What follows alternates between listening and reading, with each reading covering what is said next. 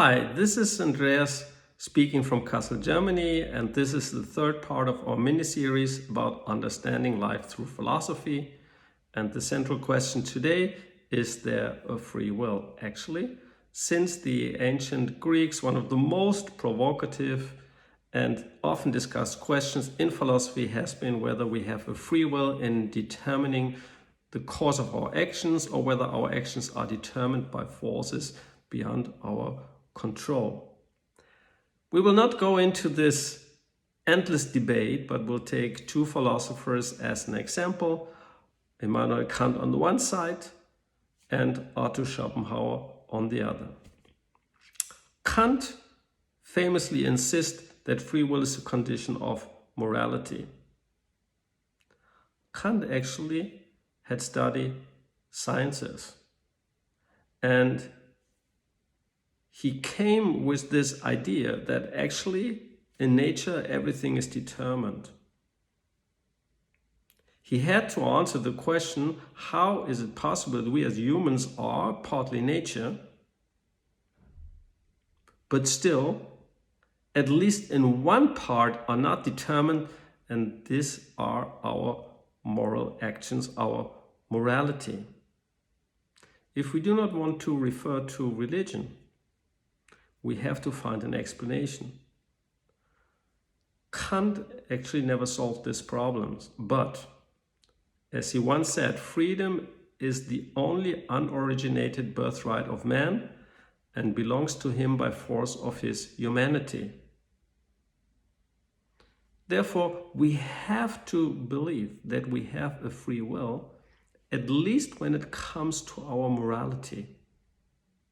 Because if we do not have a free will, at least in this part of our life, there is no morality and we are no moral beings. So believing in the free will, Kant says, is a necessary condition, even if we cannot prove it, to be or to see ourselves as moral beings. The opposite is Arthur Schopenhauer, who wrote a small book on the free will. He says very clearly, a man can surely do what he wills to do, but cannot determine what he wills. Or, you are free to do what you want, but you are not free to want what you want.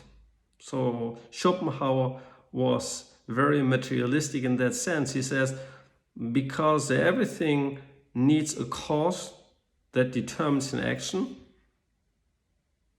we can never be the source who determines something, because as natural beings, whatever we do, there's always a cause, and for that is a cause, and for that is a cause, and endlessly, there is no point where we come in as humans where we can say we are the beginning of an action.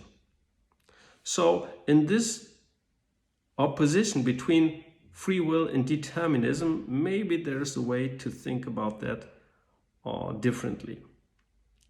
We may consider a difference between the free will to wish or to want to do something and the free will to do something in action.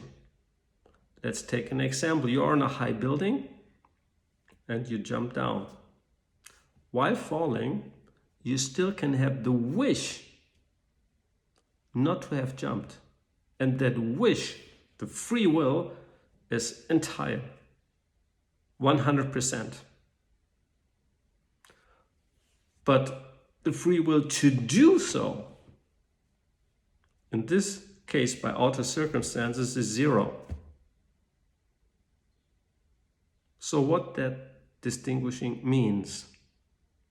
That means the free will you always have, completely.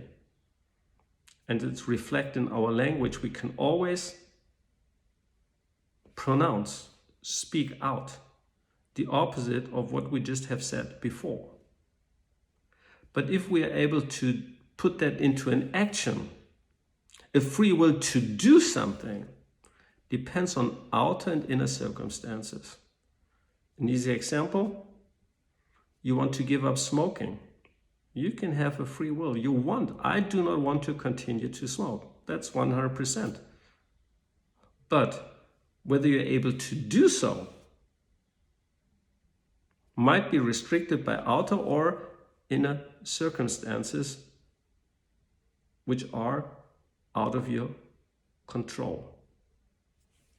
Thanks for today. See you back for our fourth part of our mini-series.